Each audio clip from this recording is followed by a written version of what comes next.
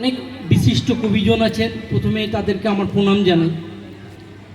আমার প্রত্যেকের কর্মজীবন আলাদা, তাদের চিন্তাভাবনা আলাদা। আমি একটা স্বেচ্ছাসেবী সংগঠন একান্নবর্তী ফাউন্ডেশনের সাথে জড়িত। প্রায় আমার দীর্ঘ 8 বছর ধরে যে পথ চলা, সেখানে আমি কিছু বাস্তব রূপ দেখেছি।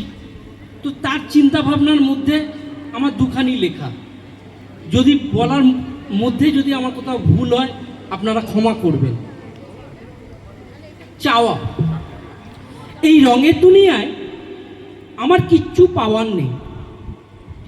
আমি যখন অফিসে ব্যস্ততার ফাঁকে কখনো বা আবার প্রেয়সীর হাত ধরে কফি হাউসে কিংবা ব্যালকনিতে আরাম কেদায় বসে, আমার পরিবার চেয়েছিল আমি যেন বড় ব্যবসায়ী হই।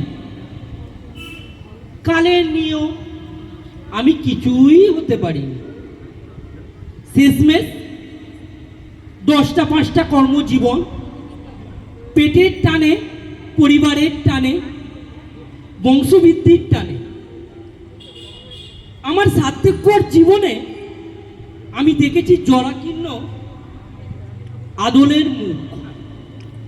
এই আর্তনাদ কোনো লুটেরা নয়, এই আর্তনাদ আমার ভোগে গ্রাসের নয়, এই আর্তনাদ বড় করুণাময়।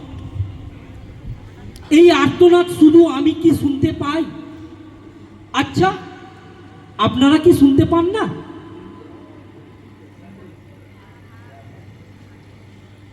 আপনারাও নিশ্চয়ই শুনতে পান।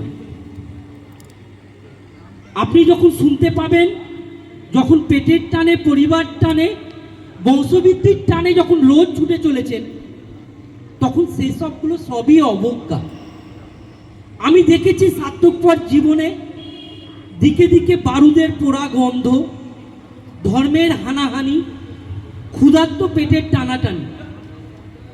আমি দেখেছি আমার স্বার্থপর জীবনে গর্ভধারিণীকে ফেলে আসা কোনো এক স্টেশনে বা কোনো এক জঙ্গলে। আমি দেখেছি নিজের সন্তানকে তুলে দেয় অন্ধকার অন্তরালে। টাকার অভাবে প্রিয়জনের লাশ কাঁধে নিয়ে ছুটে চলে দিগন্তে দিগন্তে।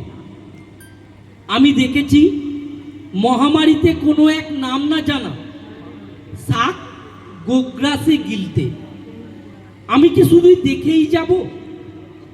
আর নয়, সময় এসেছে এবার আমার চাওয়ার পালা। গড়ে তুলব 51 হাতের বালা। খসে পড়ুক স্বার্থপর জীবন, উদয় হোক মনুষ্যত্বর জীবন।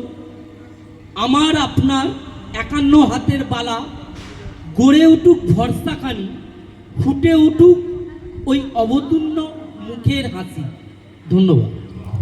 সুন্দর সংবাদ।